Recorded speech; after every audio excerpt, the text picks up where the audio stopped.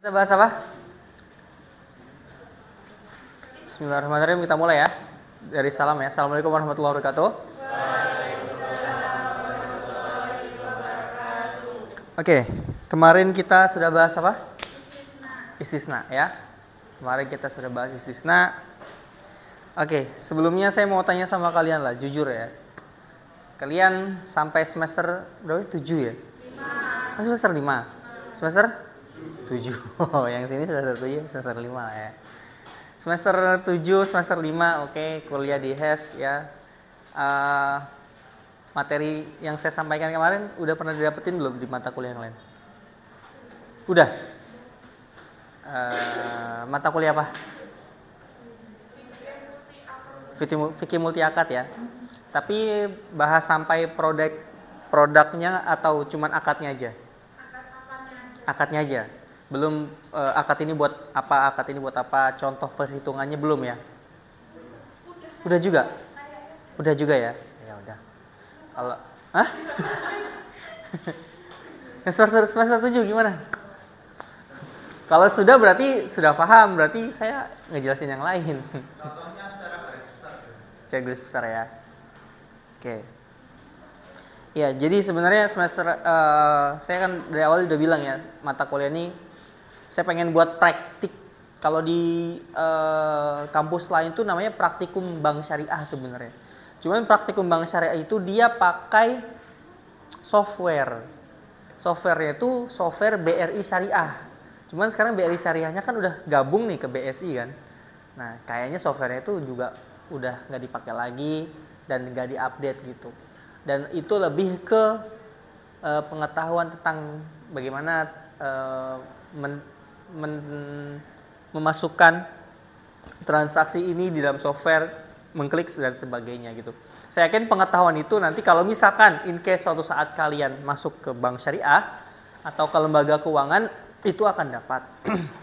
Nah, so yang saya berarti tarik ke sini lagi, saya akan menyampaikan secara garis besarnya gitu. Karena apa? Karena setelah saya coba sedikit searching begitu ya, kayaknya memang pengetahuan dari industri keuangan itu lebih penting dibandingkan dengan pengetahuan taktis ya, maksudnya teknis ya. Kalau misalkan software apa segala macam, kayaknya itu nanti kalian akan dapatkan sendiri gitu. Jadi kalau misalkan ketika wawancara kalian, produknya kalau buat perumahan apa cocoknya, murabahah atau mudorobah, kalian nggak bisa jawab, nah itu malah berbahaya begitu ya. Bukan berbahaya, maksudnya tidak bagus gitu. Nah, makanya kita akan coba ulang terus tentang operasional di lembaga keuangan syariah ya. Kemarin kita sudah membahas istisna ya, dan hari ini kita akan membahas yang lainnya begitu ya. Oke. Ya, jadi kalau mau ada yang mau tahu bukunya yang saya pakai ini ya, kalau ada yang mau beli silakan ya. Islamic Finance. Tapi belinya di Malaysia ini. Oke ya. Dan ini berbahasa Inggris ya. Silakan kalian bisa, kalau mau fotokopi juga boleh ya. Oke. Ini harganya kalau nggak salah 100 atau 200 ringgit gitu. 100 ringgit karena buat student. Oke. Kemarin kita sudah bahas, saya recap lagi ya. Ketika kita berbicara tentang bank syariah, kita recap ya. Ada yang namanya ya, lembaga bank syariah adalah lembaga intermezzo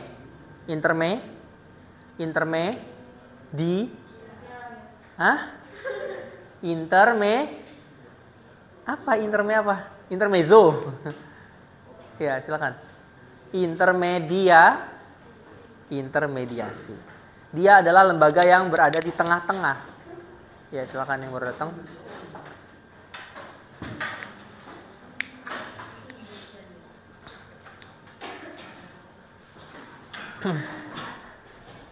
Ya, di sini adalah lembaga keuangan yang bernama apa nih? Bank ya. Dia adalah lembaga intermediasi. Lembaga intermediasi adalah lembaga yang berada di tengah-tengah. Lembaga berada di tengah-tengah antara siapa? Antara yang apa kemarin? Halo. Iya, peminjam, tapi peminjam itu apa posisinya? Nasabah. Iya, nasabah, betul, yang minjem nasabah. Tapi nasabah itu posisi sebagai apa? Orang yang apa? Kalau dia minjem berarti dia D D D defisit. Ya kan? Kenapa dia butuh uang? Karena dia defisit, ya. Sisi yang lainnya berarti dia apa? Yang apa? Iya, ini kan saya bilang tadi tengah-tengah kan? Tengah-tengah antara orang yang defisit sama orang yang apa satu lagi? Hah? Surplus, ya kan? Surplus, ya. Nah, orang yang surplus menaruh uangnya di bank, lalu bank menyalurkannya kepada yang defisit, ya. So dari sini bank mendapat apa namanya? Mendapat apa? Dari orang yang surplus mendapat apa? Mendapat, ya sebelum profit. Mendapat apa? Mendapat, ayo dong. Dia mendapat apa nih? Ini dia ngasih apa nih? Ngasih apa ini ke bank? Ngasih uang atau dana, ya. Maka dari sini mendapat apa namanya? Source of fund. Apa? Kelihatan nggak? Source of fund. Ya. Bank dari orang yang surplus mendapatkan dana. Orang yang surplus ini sebagai sumber dana, ya. Lalu bank menyalurkan kepada defisit, orang yang defisit. Berarti bank menggunakan apa ini? Atau use of fund. Apa? Use of fund. Jadi ada source of fund, ada use of fund. Ya. Ini untuk memberikan gambaran dulu ya. Nah, kemarin yang kita bahas ya, contohnya istisna, terus salam, terus murabahah ya, itu adalah dari sisi apa? Dari sisi apa ini? Use of fund. Ada orang yang butuh pembiayaan mobil, maka dia mengakses pembiayaan murabahah misalkan. Ada yang ingin membangun pabrik, maka dia mengakses pembiayaan apa? Istisna. Ada yang ingin mengakses pembiayaan untuk menanam padi misalkan. Dia mengakses apa? Pembiayaan apa? Salam. Itu dari sisi use of fund. Halo. Bingung gak sih? Halo. Coba. Enggak, ini saya serius, kita diskusi ya. Kalau nggak ngerti langsung tanya aja nggak apa-apa. Ya. Jadi orang yang membutuh pembiayaan di sini ya dari sisi apa? Dari sisi defisit ya, lalu bank menggunakan uangnya ya, kita sebut sebagai use of fund. Nah, kemarin use of fund ini terbagi menjadi dua. Ada yang apa? Apa teman-teman? Ada yang apa? Yang besar apa besar? Whole apa?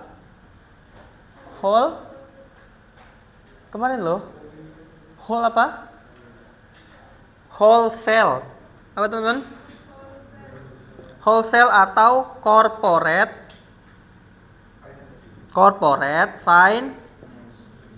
financing. Oke? Wholesale atau corporate financing. Ya, ada juga yang retail, apa? Retail financing. Oke. So, use of fund ini, penggunaan uang ini oleh bank itu terbagi menjadi dua segmen. Yang pertama adalah wholesale financing atau corporate financing, yang kedua adalah retail financing. Nah, contoh retail financing apa? Kemarin kita sudah bahas ya, tentang apa? Pembiayaan apa? Contohnya home financing, ya, automobil. Credit card. Ini masuknya ke retail financing. Nah, sedangkan kalau wholesale financing ini biasanya ditujukan untuk perusahaan yang butuh pembiayaan yang jumlahnya besar. Karena kebutuhan perusahaan mengharuskan itu. Contohnya adalah trade financing. Apa teman-teman? Trade financing, apa sih trade financing? Kalau misalkan dengar istilah trade financing, ini bukan dagang tok ya. Tapi kalau udah dengar istilah trade, itu adalah ekspor impor. Apa? Ekspor impor. Jadi ketika perusahaan melakukan ekspor, kan gini ya, simpelnya begini. Saya jualan apa ya yang dari Indonesia ya, sepatu dari Cibaduyut misalkan gitu kan. Saya ekspor ke mancanegara, ya kan? Saya ekspor ke Australia misalkan. Nah, ketika mengekspor ke Australia itu teknisnya saya harus mendapatkan jaminan kalau misalkan barang saya ini sampai di Australia dengan selamat dan saya mendapatkan pembayaran dengan tepat. Untuk itu butuh lembaga keuangan yang menjamin adanya surat bahwa barang Anda benar-benar akan dibayar ketika sampai di Australia. Sama ketika saya mengimpor barang, contohnya adalah sepatu lagi, contoh ya dari Amerika misalkan. Saya butuh surat jaminan kalau misalkan saya harus membayar.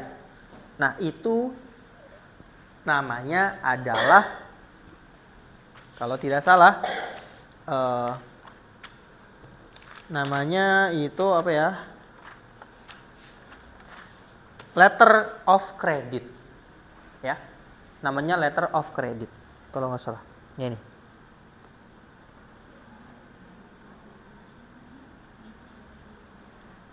Ya. Jadi bank mengeluarkan semacam surat ya, semacam surat yang apa? Yang intinya adalah menjamin bahwa saya akan membayar. Ya, istilahnya dalam tanda kutip bank nalangin dulu, bayar duluan ke penjual ya, lalu saya akan bayar ke bank. Nah, kebutuhan seperti itu ini masuknya ke sini, ke whole financing atau trade financing. Ya, jadi jangan kebalik ya. Jadi sekarang udah ngerti ya, kalau misalkan apa itu whole financing? Whole financing itu pasti buat hubungannya sama perusahaan. Oke, apa itu retail financing? Oh, dia pasti hubungannya sama nasabah yang langsung, konsumen retail ya. Retail itu artinya pengecer ya, berarti itu kepada konsumen langsung begitu ya. Personal financing, home financing, terus kartu kredit ya, kartu kredit syariah itu masuknya ke retail financing. Oke. Ini adalah recap dari pekan-pekan yang lalu.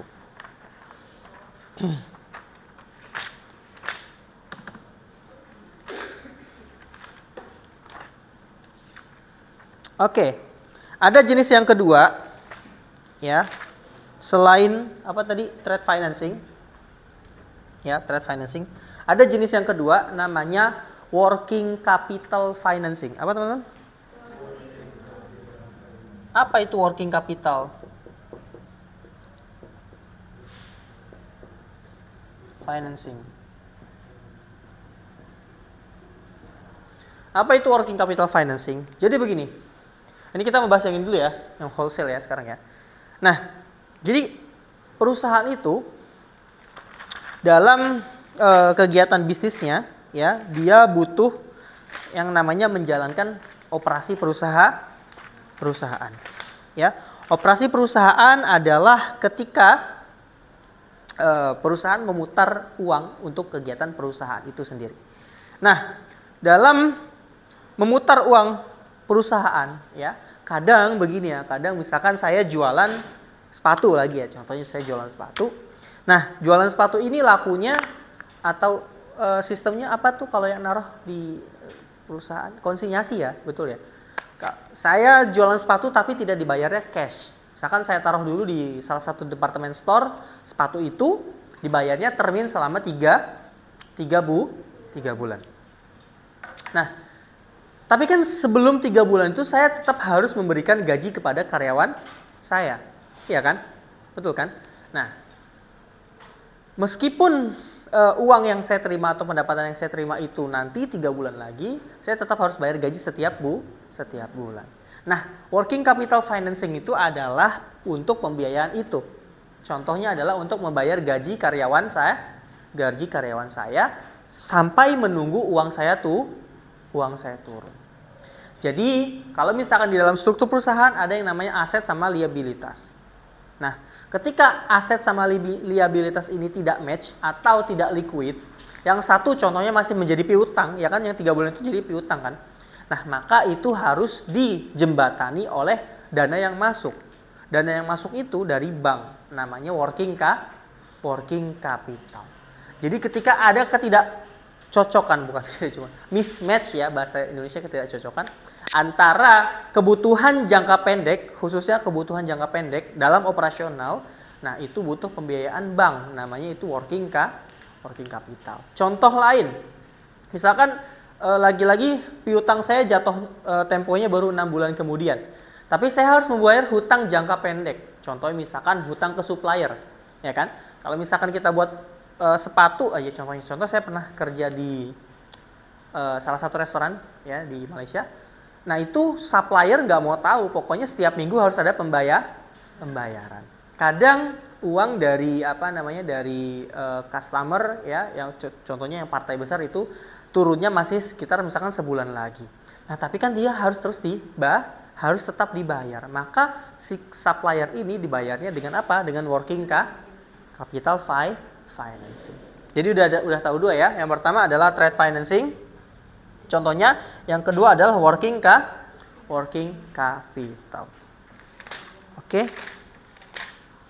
Jadi itu adalah contoh dari use of fund dari corporate finance. Oke.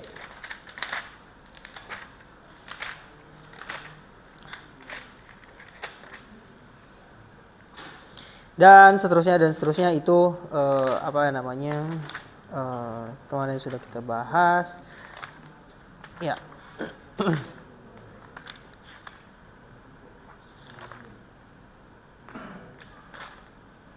Oke. Nah, kalau misalkan sebentar sini.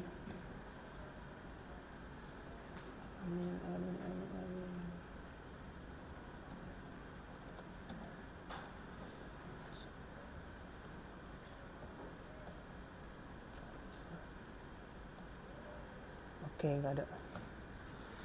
Nah,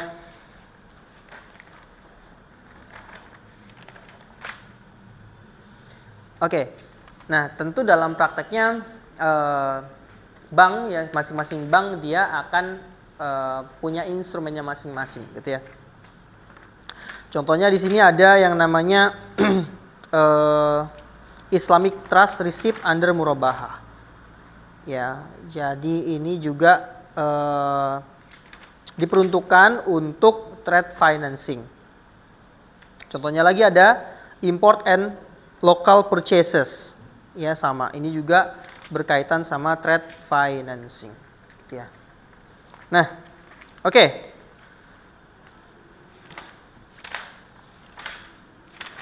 Right. Kalau misalkan yang retail financing kemarin sudah ya, beberapa sudah saya sampaikan ya, istisna ya, salam, terus habis itu kemarin apa? Yang itu tawaruk ya. Kemarin sudah saya sampaikan ya, tawaruk ya. Oke, tawaruk, bay al-inah ya. Itu sudah saya sampaikan kemarin. Nah, oke.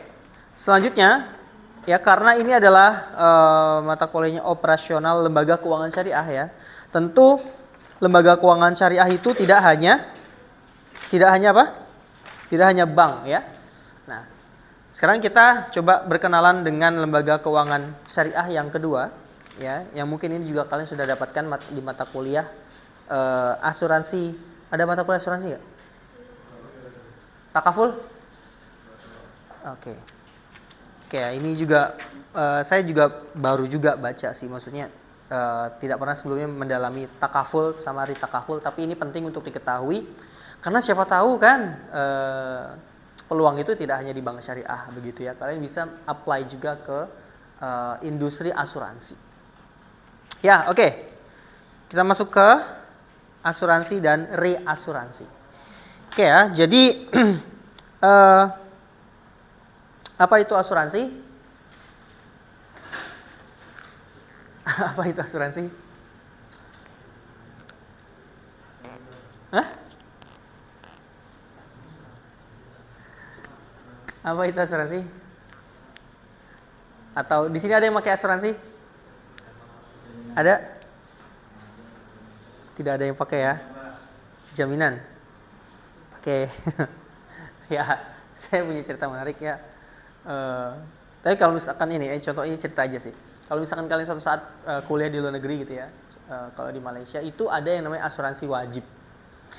Ini mau kalian itu student dari negara manapun wajib mengambil asuransi itu gitu ya. Tapi asuransi non syariah waktu itu, saya nggak tahu kan. Nah, habis itu ternyata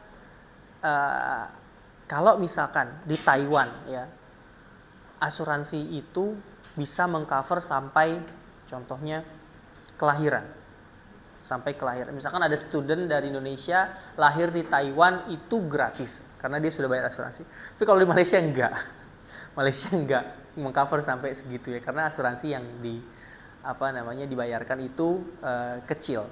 Tapi untuk warga negara Malaysia itu gratis gitu ya. Jadi asuransi. Nah, berbicara tentang itu saya langsung membandingkan dengan Indonesia ya. Dimana kita punya BPJS kan ya. BPJS adalah salah satu bentuk asuransi yang wajib ya buat kita. Ya alhamdulillahnya BPJS sudah mengcover sih ya. Kalau misalkan nanti suatu saat kalian bekerja ya, kalian ikut BPJS lalu kalian melahirkan ya, bagi yang sudah berkeluarga gitu ya, itu bisa di-cover dengan BPJS ya, tapi di puskesmas. Nah, berbicara dengan itu asuransi yang konvensional ya, asuransi yang konvensional kenapa dilarang? Kenapa asuransi konvensional itu dilarang? Ya, karena dia mengandung uncertainty namanya. Jadi kita membayar sebagian uang begitu ya. Contohnya misalkan Rp100.000, contohnya kayak BPJS aja, Rp100.000. Lalu dengan membayar Rp100.000 itu kita akan di-cover sekian juta misalkan gitu ya. Nah, uncertainty-nya di mana? Uncertainty-nya adalah ketika ada orang yang ingin bermain spekulasi di dalam situ gitu ya. Ya udah saya bayar 100.000 nih ya. Saya sakit-sakitin aja diri saya gitu ya. Nanti saya dapat ganti berapa? 10 juta misalkan begitu ya. Nah, disitulah letak gorornya. Jadi karena yang dibayarkan dengan yang didapatkan itu tidak ada hubungannya. Paham ya maksud saya? Dia hanya sebatas janji saja, ya tidak ada korelasi secara langsung. Nah, bedanya dengan asuransi syariah, dia ada hubungannya. Jadi besarnya proporsi yang kita bayar. Contohnya bisa begini ya. Ada 10 orang. 10 orang ya. 10 orang. Masing-masing membayar 100.000. 100.000. 100.000. Berarti berapa? 10 kali 100? 1 juta ya. Nah, karena masing-masing membayar 100.000, maka persentasenya berapa? 10% dari masing-masing orang. Nah, lalu misalkan itu dikumpulkan terus begitu ya, dananya sampai 10 juta. Nah, ketika ada yang ingin mengklaim, maka yang pertama kali dilihat adalah berapa persentase dari orang itu. Paham ya maksud saya?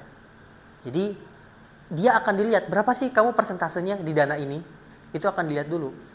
Jadi ada hubungannya antara apa yang saya setorkan dengan apa yang dijanjikan. Jadi tidak ada tidak loss gitu ya, tidak ada sesuatu yang goror. Dari awal sudah dijelaskan bahwa apa yang diberikan itu sesuai dengan kontribusinya. Begitu pula nanti kalau misalkan dana asuransinya itu diputar, ya, ada yang model begini. Dana asuransinya misalkan 10 juta ini dia tidak ada yang mengklaim, berarti utuh begitu ya. Lalu dana itu akan diputar, akan diinvestasikan dan dapat keuntungannya. Ya, ketika dapat keuntungannya, maka keuntungannya itu akan dibagi sesuai persentase. Seperti itu. Ya. So, gitu ya. Dalam asuransi syariah, gitu ya. Nah, apa yang membedakan antara asuransi syariah ya, atau kita sebutnya dengan takaful dengan conventional insurance? Oke. Di sini ada beberapa perbedaan antara takaful dengan conventional insurance. Yang pertama adalah dari segi kontrak ya. Ini udah ya? Saya hapus ya. Udah ya?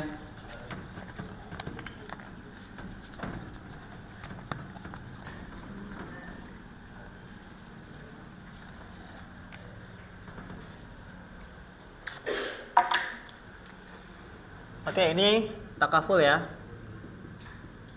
Takaful. Ini asuransi syariah. Asuransi konvensional. Oke. Yang pertama,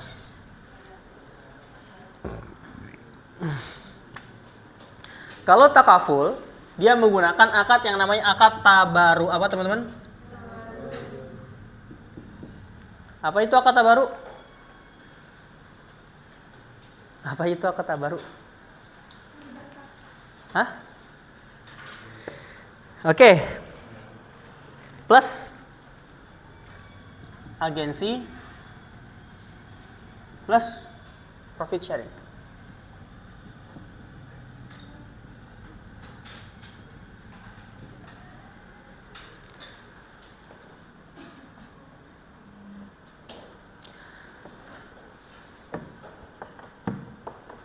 Sedangkan kalau misalkan asuransi konvensional, dia biasanya pakai akadnya sell atau jual beli. Nah, sebelumnya kita harus tahu dulu apa itu akad tabaru, ya. Kalau misalkan teman-teman pasti di mata kuliah multi akad sudah pernah dibahas ya, guys. Udah pernah dibahas belum akad tabaru itu apa? Hah? Udah. Oke, apa yang kamu ketahui tentang akad tabaru?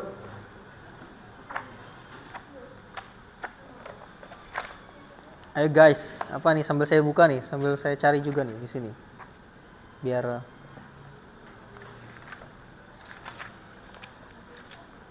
apa? Charity based contract. Nah. Hah? Tujuannya buat kebaikan. Maksudnya apa itu?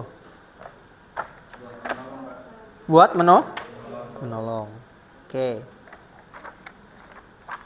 Jadi kalau misalkan akad tabaru itu, ya, dia memang akad antara dua belah pihak yang memang tujuannya untuk menolong. Ya, kemarin kita sudah bahas ya 4 kotak gitu ya. 4 kotak kemarin kita sudah bahas ya. 4 kotak yang harus dipenuhi ketika dalam sebuah akad. Nah, akad itu akan terbagi menjadi beberapa jenis ya. Matiin aja lah ini. Saya pakai put. Hello. Oh. Oke.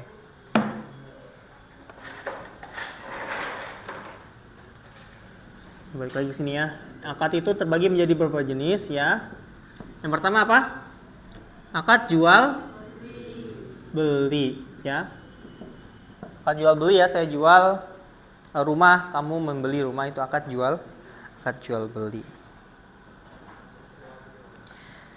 Yang kedua, akad kerjasama. Apa teman-teman? Kerjasama atau partnership. Ya, ini sale. Ya, kalau akad jual beli itu apa kemarin contohnya? Murobaha, istisna, salam, tawarruk, bai'inah, ya itu yang nggak boleh ya. Itu termasuk akadnya jual beli. Tapi kalau misalkan kerjasama apa? Akad kerjasama apa? Oke, terus mudoroba, ya. Oke, dah dua ini clear ya. Ini adalah dua akad utama nih orang dalam bertransaksi, bermuamalah gitu ya. Yang paling sering dipakai adalah akad dua ini. Lalu ada akad berikutnya, namanya akad tabaru atau charity. Ya, sumbangan tabaru.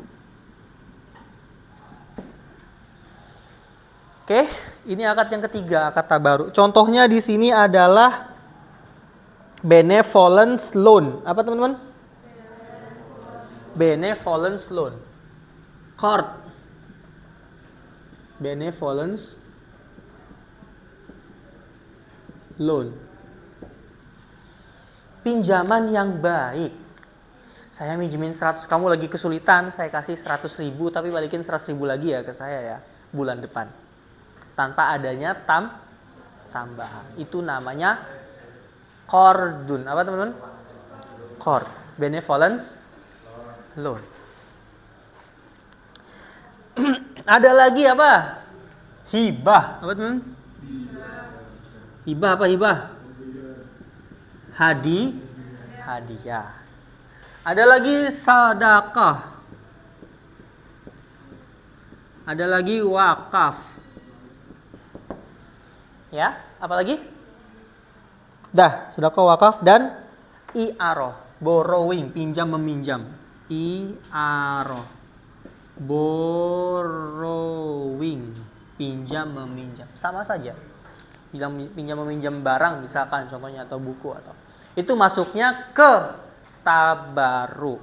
Akad tabaru. Ya. Jadi kalau misalkan balik lagi ke sini takaful pakainya dia basicnya adalah akad tabaru. Sedangkan kalau asuransi konvensional dia pakainya adalah sale. Saya menjual produk asuransi. Beda ya. Sale sama tabaru udah beda. Yang satu memang tujuannya nyari untung. Kalau yang ini tujuannya menolong sesama. Oke, pelan-pelan ya. Lalu yang kedua, apa bedanya konvensional dengan syariah? Obligation of the participants and policy holders. Policy or duty bound to pay premiums to the issuers. Dari sisi obligation, ya, dari sisi kewajiban, ya, dari sisi kewajiban pembayar premi, ya, obligation of the participants or policy holders. Jadi kalau di takaful, ya, peserta wajib memberikan kontribusi dan mendapatkan share tadi ya. Kontribusi, di sini. Surplus. Persentase surplus itu sama dengan persentase kontribusi. Jadi misalkan dana takafulnya ya diputarkan tadi ya saya bilang. Lalu mendapatkan untung 10 juta ya. Nah, untung 10 juta itu akan dibagi kepada 10 orang sesuai dengan kontribusinya. Sedangkan kalau misalkan di asuransi konvensional ya, policy holders contohnya adalah perusahaan itu yang wajib membayar perusahaan yang menanggung seluruh premi. Nah, kalau di sini ini seluruhnya ditanggung oleh perusahaan asuransi. Sisi lainnya berarti seluruh keuntungan dimiliki oleh satu orang perusahaan. Tidak ada apa? Profit loss sharing. Itu yang kedua. Ya, jadi yang pertama adalah akadnya, yang satu tabaru, yang satu adalah jual beli. Yang kedua, dari sisi pembagian premi atau pembagian keuntungan, ini di-share sesuai dengan kontribusi. Sedangkan kalau misalkan konvensional, itu seluruhnya ditanggung oleh perusahaan, satu perusahaan itu saja. Ya, kalau misalkan banyak yang ngeklaim premi, ya dia akan rugi. Tapi kalau tidak ada yang mengklaim, maka dia akan untung. Gitu ya. Oke. Yang ketiga, return of the operator. Yang ketiga ya. Yang ketiga, saya tulis dulu.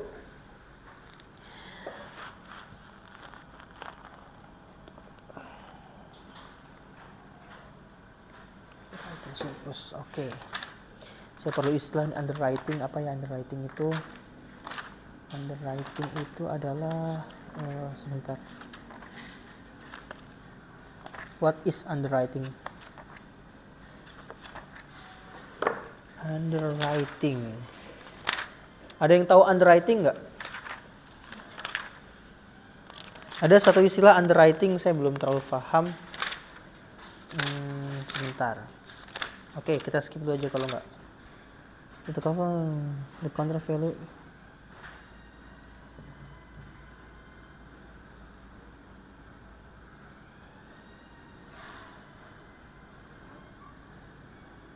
Oke. Underwriting. Ada yang bisa bantu saya cari di googling apa itu artinya underwriting? Underwriting, tulisnya gini, underwriting. Underwriting. Di bawah tulisan. Apa maksudnya itu di bawah tulisan?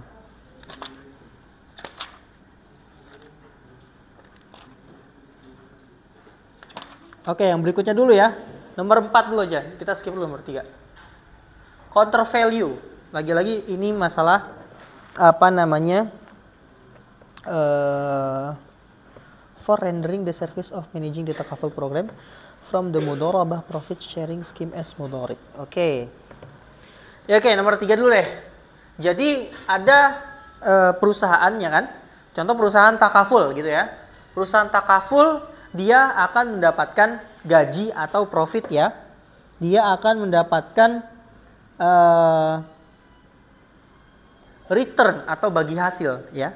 Di sini karena tadi prosesnya adalah profit sharing ya, antar si siapa namanya?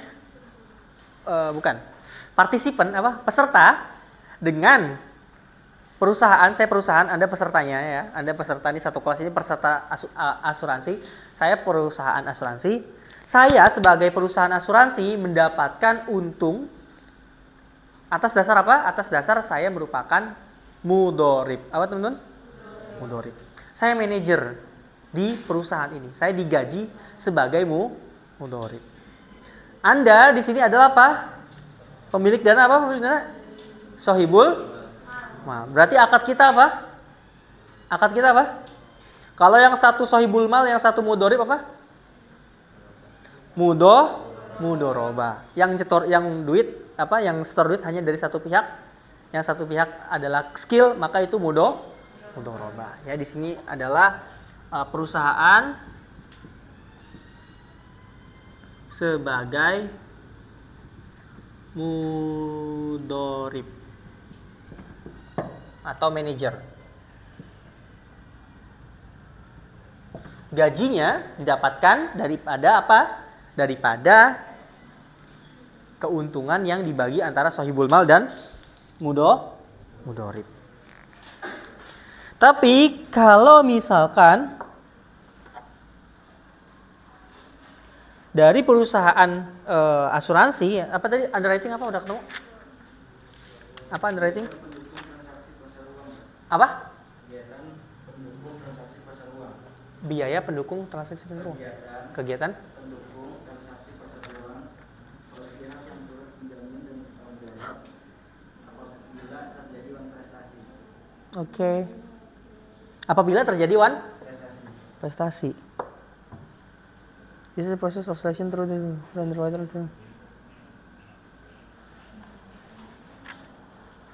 Oke, intinya begini, kalau sepemahaman saya sampai saat ini adalah profit di perusahaan ini, ya di perusahaan asuransi konvensional itu akan didapatkan kalau misalkan klaimnya sedikit. Betul nggak? Betul ya? Kalau misalkan nih, yang tadi ya 10 juta gitu ya, pada store 100.000 store, tapi yang klaim cuman sedikit, maka dia akan mendapatkan surplus dari akad itu, bukan dari sebagai manajer. Jadi murni untung-untungan, jatuhnya murni apa? Kayak untung-untungan. Kalian semua satu kelas ini bayar ke saya 100.000 1 bulan. Bulan ini nggak ada yang klaim, berarti saya untung 100.000 dikali, contoh misalkan 30 berapa? 3 juta. Bulan depan nggak ada yang klaim, saya untung 3 juta. Kan duit yang disetor nggak bisa balik kan? Asuransi kan begitu kan? Kamu setor nih ke saya, kamu nggak bisa duit, ini bukan tabungan loh yang bisa kalian ambil, ini asuransi, ya.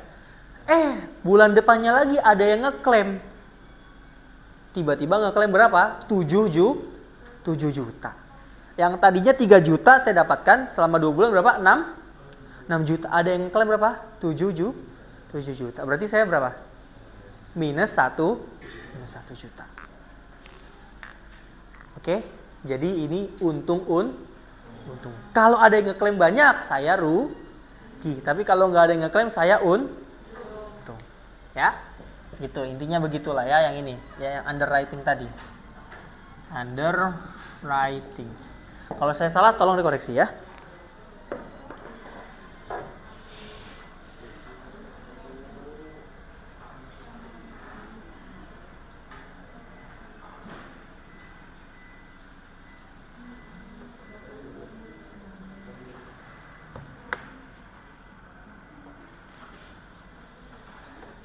Yang berikutnya juga mirip, nomor 4 ya.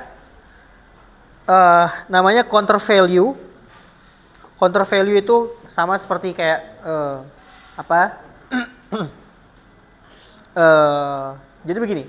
Kalau di dalam syariah itu, dalam bank syariah atau akad syariah itu ada istilah al-ghurm bil ghun, atau kebalik, al-ghurm bil ghurm. Jadi bersama resiko ada keuntungan, atau bersama keuntungan harus ada resiko. Jadi kalau misalkan kenapa bunga itu diharamkan? Kenapa riba itu diharamkan? Karena tidak ada resiko sama sekali. You mau untung besar ya bayarnya segitu, you mau rugi ya untungnya bayar segitu kepada bank. Jadi bank tidak menanggung resiko sama sekali, atau bank mentransfer resiko transfer resiko kepada peminjam. Kalau di bank konvensional. Nah, maka itu namanya tidak ada counter value-nya. Tidak ada resikonya di situ. Nah, sedangkan kalau misalkan di takaful, dia harus ada counter value-nya. Seberapa besar dia menanggung resiko, maka dia berhak mendapatkan keuntungan yang besar. Saya ulangin. Ketika perusahaan itu menanggung resiko yang besar, maka dia berhak mendapatkan keuntungan yang besar. Contoh resiko yang besar apa sih? Misalkan begini ya, asuransi kan banyak jenisnya, ya kan? Ada asuransi apa? Asuransi apa? Contoh aja, kalian pergi ke naik pesawat, ya kan? Ada asuransi perjalanan, iya kan? Ya, ada asuransi perjalanan. Ada asuransi kebakaran, iya kan? Ada asuransi kematian. Kalau suatu saat kalian beli rumah, ya ada namanya 2 asuransi kebakaran sama asuransi kematian. Itu wajib dua-duanya. Yang lebih mahal adalah asuransi kematian. Kenapa? Karena Itu kalian harus cek juga. Once kalian wafat gitu ya dengan normal maksudnya, itu bank dianggap lunas. Bank cicilan sisanya dianggap lunas. Itu asuransi kematian. Nah, semakin besar resiko itu, maka itu berpengaruh terhadap apa? Besarnya bayaran. Ya, bayar asuransi kebakaran rumah paling cuma misalkan 800.000, misalkan begitu ya. Sedangkan untuk asuransi kematian itu sekitar 2 juta kalau nggak salah. Nah, berarti itu dianggap resikonya semakin besar. Ya. Oke. Nah, sedangkan di konvensional itu tidak ada counter value yang jelas. Jadi lagi-lagi mengandalkan ya bahwa masa depan akan berjalan baik-baik saja. Tidak ada yang mengklaim maka saya akan untung. Gitu ya. So, kalau di konvensional tidak ada counter value ya. So, ini counter value. Risk return. Ini no counter value. Counter value. Oke.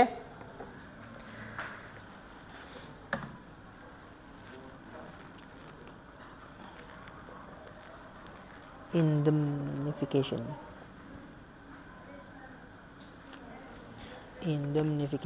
Oke.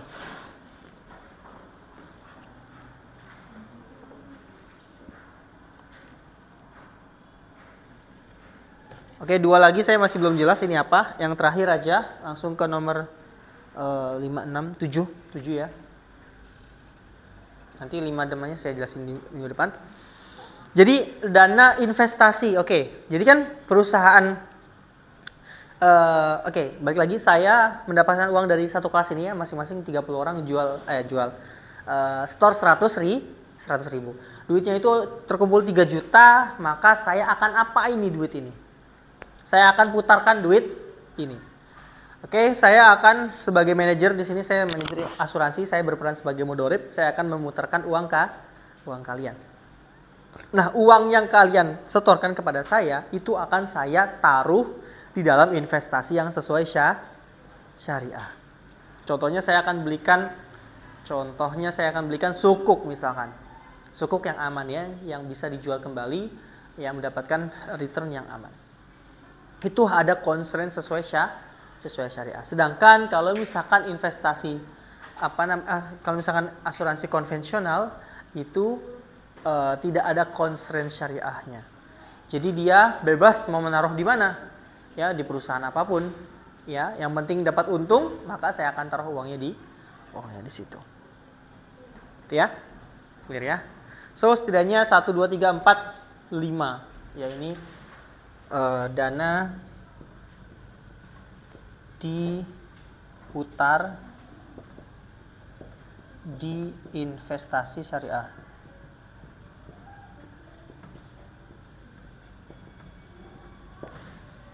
Yang ini tidak dibatasi.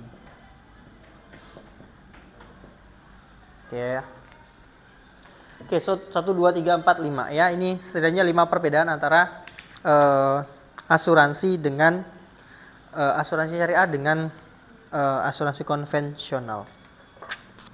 Itu ya.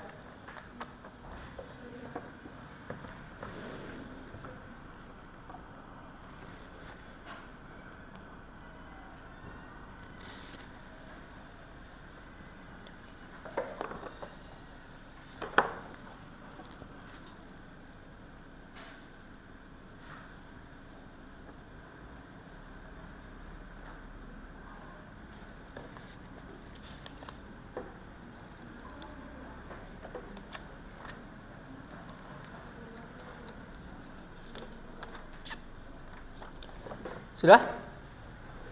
Udah ya, saya hapus ya. Oke ya, sebentar saya foto dulu. Kan di situ ya. Oke. Lupa saya. Oke, ini udah ya pokoknya ya. Alright.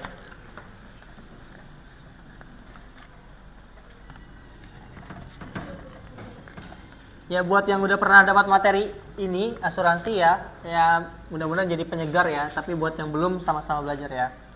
Oke? Alright.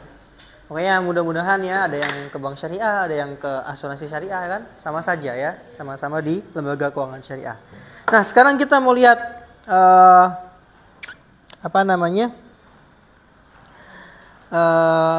kontrak di dalam takaful itu seperti apa ya. Nah, jadi tadi sudah sedikit saya singgung, ini ada 10 orang gitu ya. 10 orang gitu ya, kecil-kecil ya ini. Anggap aja 10 gitu ya, kali 3 ya. Ini antar mereka ya itu punya kontrak tabaru. Apa teman-teman? Tabaru ya, di sini akadnya tabaru. Ya, mereka saling bersepakat. Oke.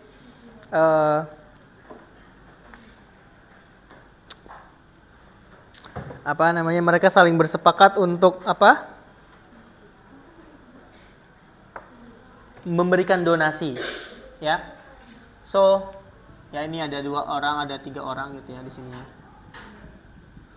Mereka bersepakat membuat takaful fund ya.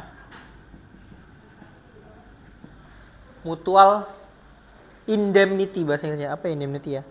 Tabaru. Ya, intinya mereka saling bersepakat ya, di antara mereka semuanya mengumpulkan satu buah uang, satu buah pool of fund yang digunakan untuk apa? Untuk kepentingannya tabaru ya, atau saling tolong menolong. Lah, lalu sekumpulan orang ini ya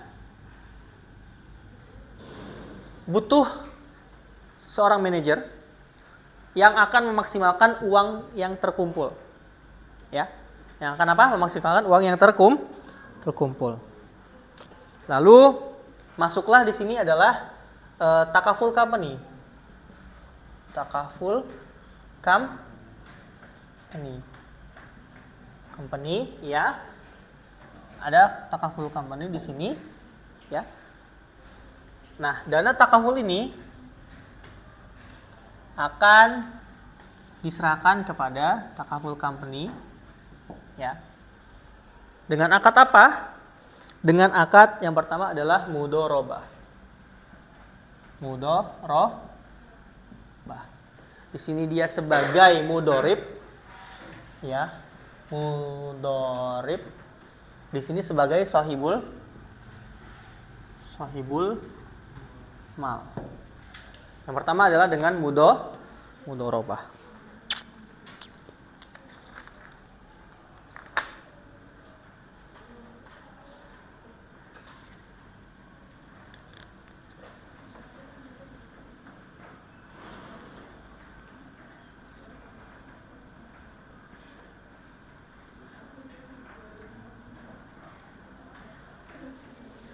Nah, dengan cara mudorobah ini ya, ketika nanti uang yang diputarkan mendapatkan keuntungan, maka akan dibagi sesuai dengan proporsi yang disepakati. Ya. Kalau misalkan terjadi kerugian, maka akan dipertanggungjawabkan kepada siapa seluruhnya? Kepada sohibul mal. Ya. Kecuali kalau misalkan ada ketidaknormalan di sini ya. Kalau dia sudah berusaha dengan semaksimal mungkin, maka tetap merugi, maka dia akan menanggung. Tapi kalau misalkan di sini bermain curang, maka dia akan menanggung. Ini yang pertama, ya. Bisa juga dengan akad wakalah, apa teman-teman? Atau agency. Di sini takaful company dia berperan sebagai agen atau wakil dari sekumpulan orang ini. Karena saya adalah wakil Anda, maka saya berhak meminta gaji dari Anda. Jadi pembagian keuntungan di sini tidak berdasarkan pembagian keuntungan yang dari takaful fund ini, tapi dari apa? Dari gaji. Saya adalah agen Anda. Saya mendapatkan gaji dari Anda. Tugas saya apa? Tugas saya menjadi manajer, ya, wakil Anda dalam memutar uang ini. Oke.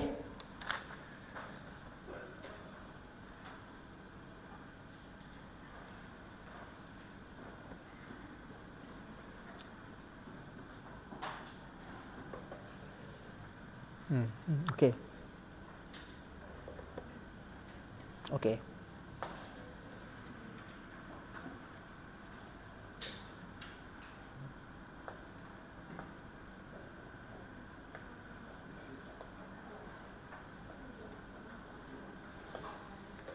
Oke. Ada juga yang berikutnya namanya ju'alah. Apa teman-teman? Ju'alah.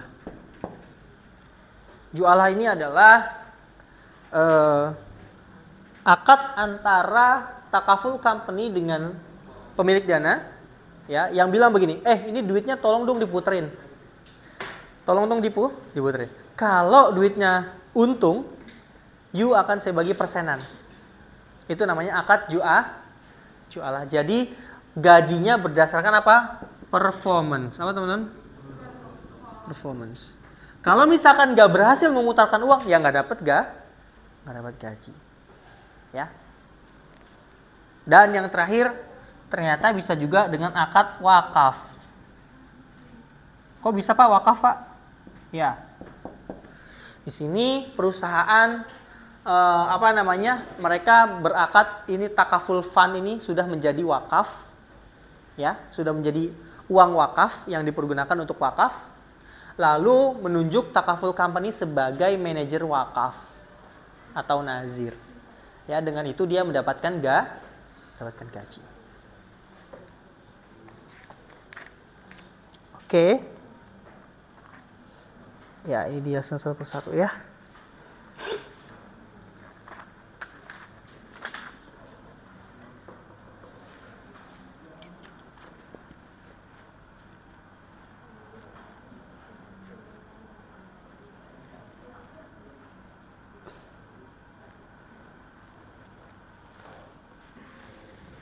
Nah, untuk melengkapi gambaran kalian, jadi uang takaful yang tersimpan ini, ya ini prosesnya begini. Uang takaful yang tersimpan, yang pertama akan diinvestasikan. Investasi.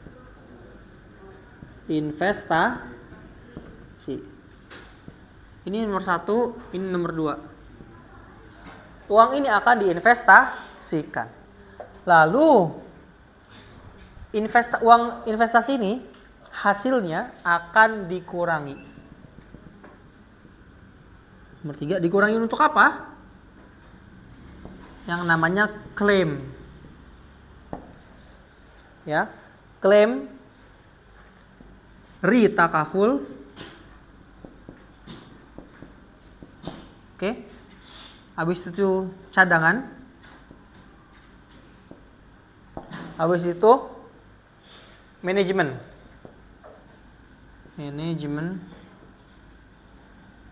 cost.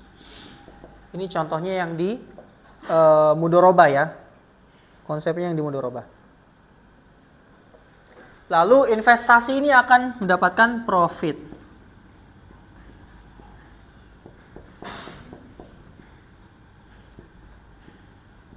Empat. Ya, 4. Nah, sisanya ya, sisa dari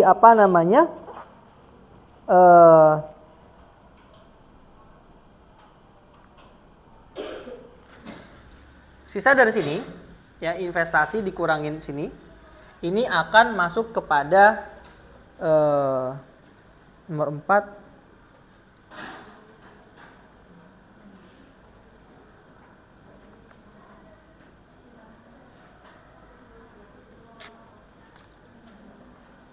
Oke. Akan masuk kepada keuntungan si takaful. Ya. Profit ini akan dibagi kepada perusahaan takaful dan ke sekumpulan orang partisipan ini. Nomor 5. 1, 2, 3, 4, 5.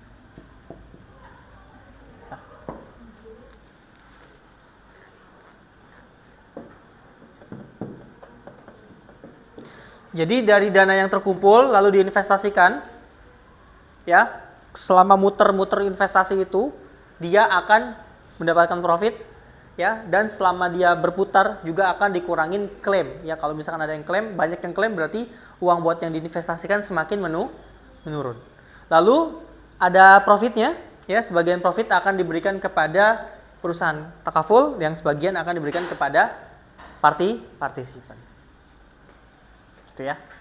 So sangat berbeda sekali ya dibandingkan dengan conventional insurance. Kalau misalnya conventional insurance, kalian bayar sudah selesai, tidak ada apa-apa. Ya, tergantung juga sih mereka produknya apa ya, tapi yang jelas basicnya begitu.